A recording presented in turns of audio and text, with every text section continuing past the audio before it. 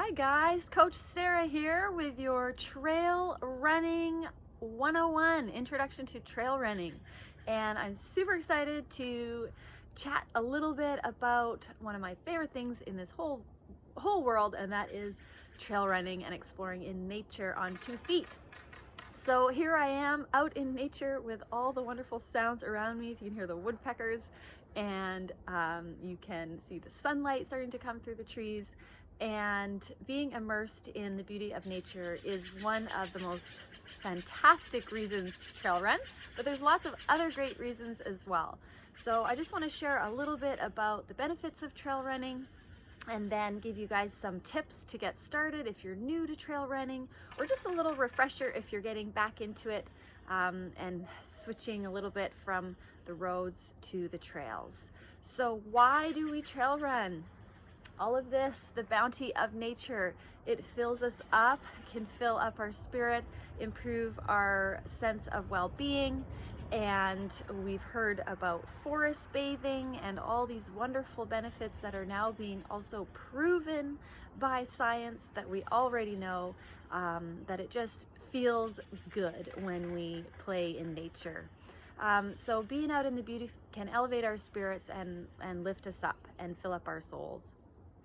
But there's also other physical benefits. So when we are running, it's a repetitive sport. It's a repetitive action. And when we run on the road, the same surface over and over and over, there is the risk of repetitive use injuries. And research does show that when we change what's underfoot frequently, that our risk of injury goes down. And that can be changing the surface under your foot, just as simple as, if you are road running on the boulevard or on the grass, cutting across fields when you can, switching it up between track and dirt surfaces.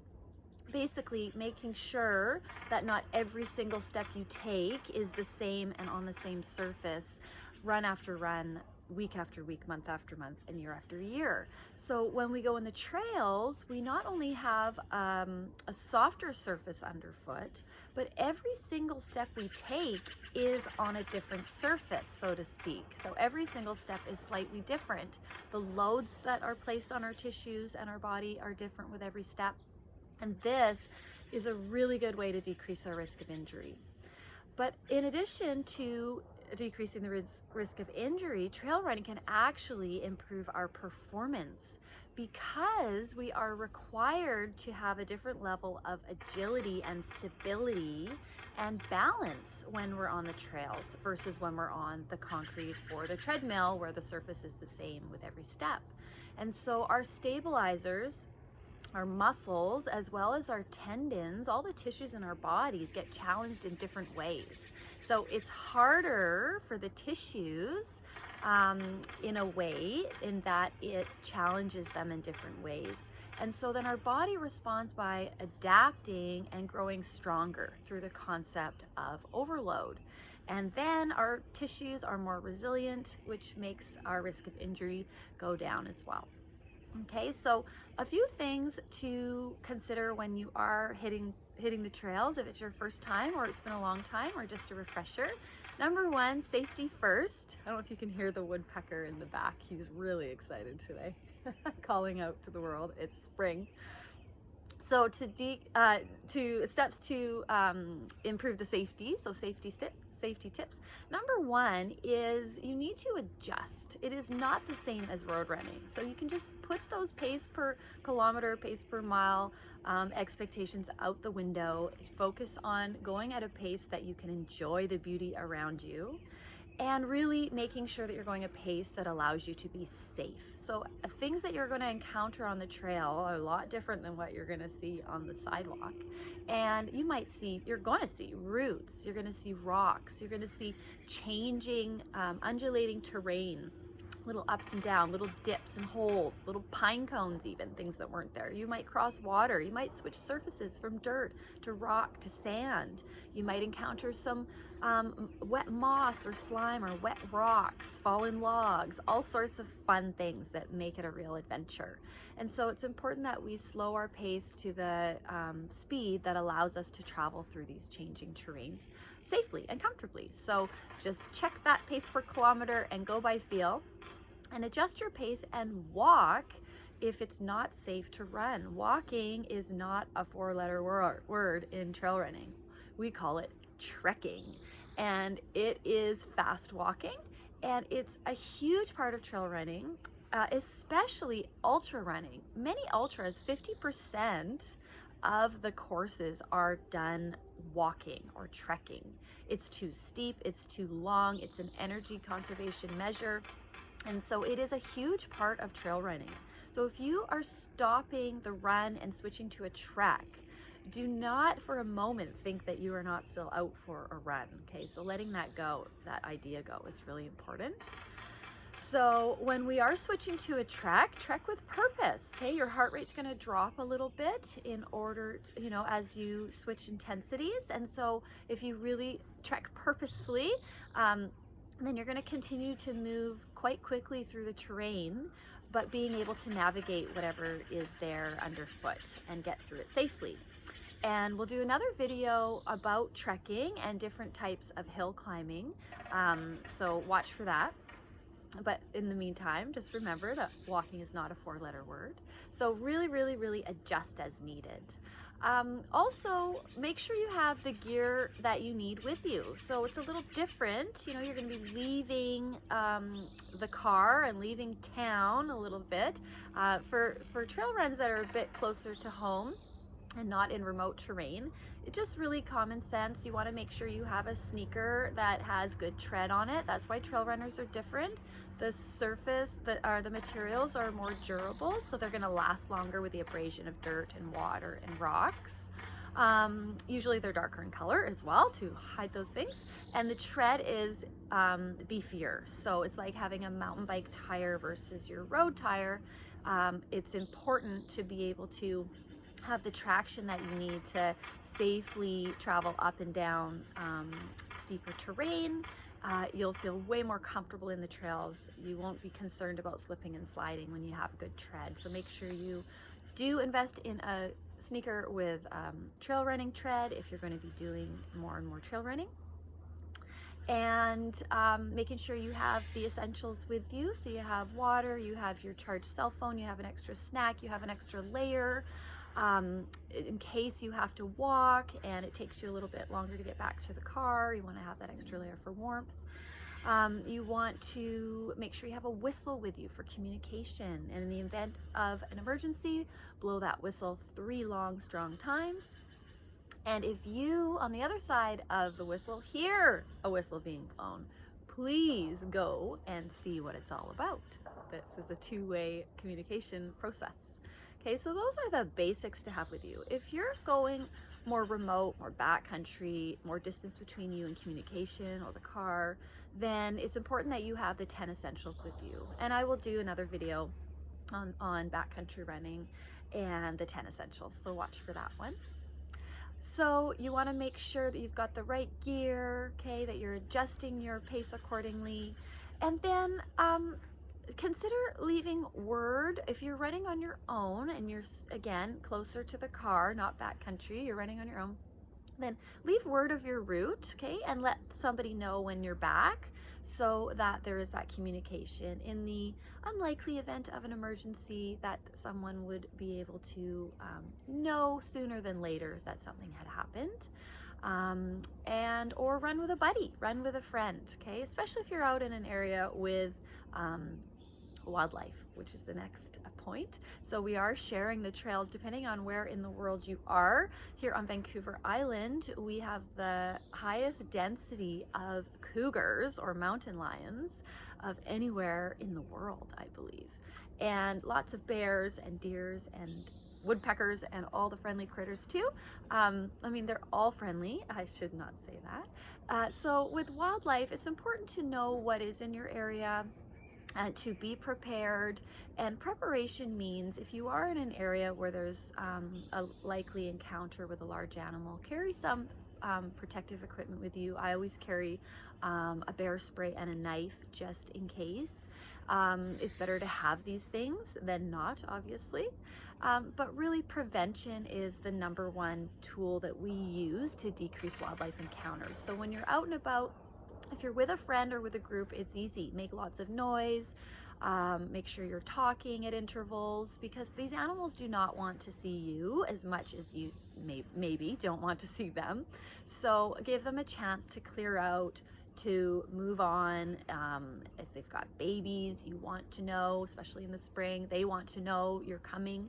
So give them some notice so they can scoot their babies up a tree or get out of the way entirely. Okay, and 99% of the time, that's all we need to do.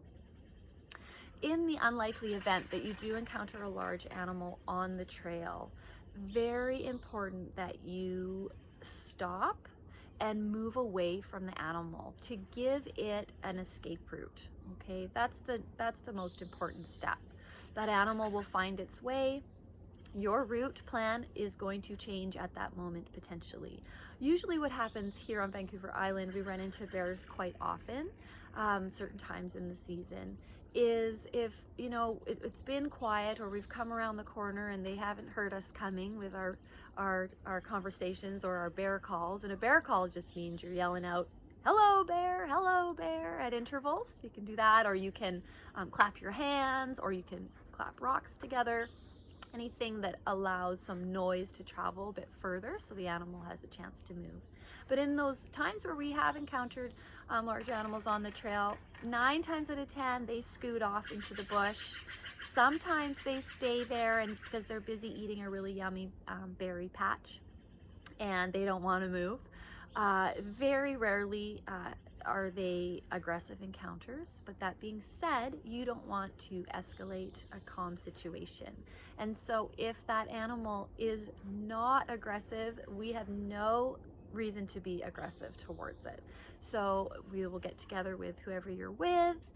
If you're on your own, the same thing applies, and you back away from the animal to give it an escape route. Face the animal so you can see what it's doing. You can talk quietly in a quiet voice so they know what you are in case it all happened quite quickly. But we don't need to be screaming and throwing things unless that animal is acting aggressive. Okay, so give the animal an escape route, change your plan, let other people know in the area, and then off you go.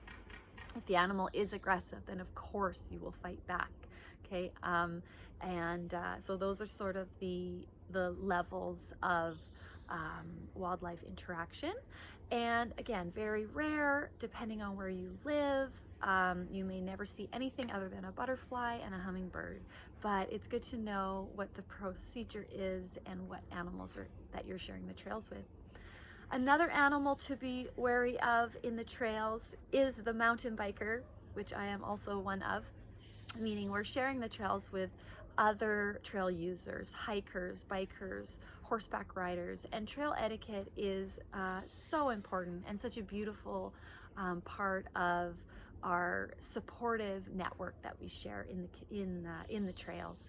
And so just always being aware that other users are on the trails. They could be coming towards you or behind you at any moment, and keeping your ears and eyes open. If you're traveling up a steeper trail, then always making sure your eyes are open. You're listening for the sounds of other users coming your way, especially, for example, mountain bikers who might be traveling quicker than you. And you know, every sort of trail network has a slightly different user flow, but I always say, you know, if they're traveling at a higher speed and they're on a bike and you're on foot, then of course it's much easier for you to get out of the way. So hop off the trail, clear the trail as long as it's safe, and let everyone know behind you if you're with a group. Biker, everybody hops off.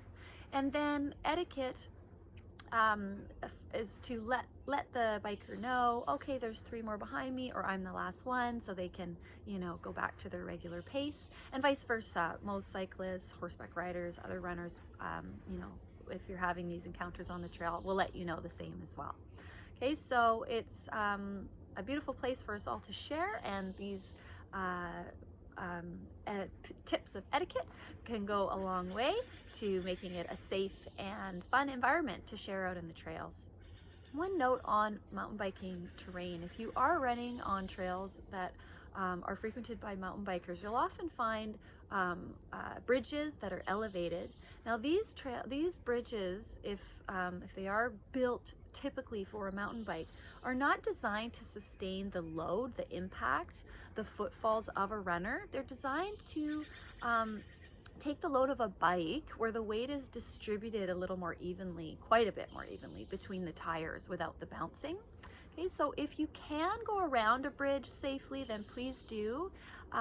If there's no other way and you're taking the bridge, just make sure it's safe, there's nobody coming towards you at the other side, and that you're walking the bridge. You can walk the bridge safely. They're just not designed for the impact, the up and down of the running. Okay, so those are a few safety tips for you. And then when you are heading out for your runs, a couple of technique tips. Like, run like a ninja. So keep really light on your feet. This is not a time to commit. You do not want to commit, meaning if you're lighter on your feet, you're going to be able to adapt and move through the terrain if there's a root or a rock without risking being really heavy on your foot and potentially applying load on an uneven angle. So when you're lighter on your feet, you get your feet off the ground quicker. There's going to be less impact, less chance of rolling or going over, if that makes sense. So walk on water across those trails. Okay, run like a ninja. Keep it light. And go at a pace that allows you to enjoy the beauty. If you are working so hard and you're so tense that you can't see anything other than just your sneakers, okay, you're kind of missing out on all the benefits of being out there. So try less, go slower, walk, take it easy, enjoy the view, take some selfies. You're not just out there doing time. This is a beautiful part of your life, can contribute greatly to your mental health on top of your physical health. And it's a wonderful thing to share with friends. So please, I encourage you to go at a pace that is enjoyable for you. When it comes to hills, again, switch to a trek as soon as you can no longer be at that enjoyable pace. If you can't see the top, walk. That's a sort of rule of thumb in ultra running. Okay, and on descents, there's many different techniques for descents, and again, I'll be doing a video on hill climbing and descending, so watch for that. But check your speed. So as you're traveling down, before it's too steep to slow down, just like when we're driving, when we're biking, slow down before you get to that point so you're always in control.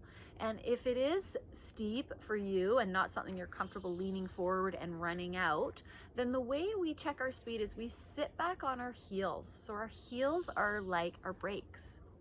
Okay, and when we shift our weight back slightly, instantly you will feel yourself slow down and brake. So that's a basic tip for controlling your speed before you get going too quick.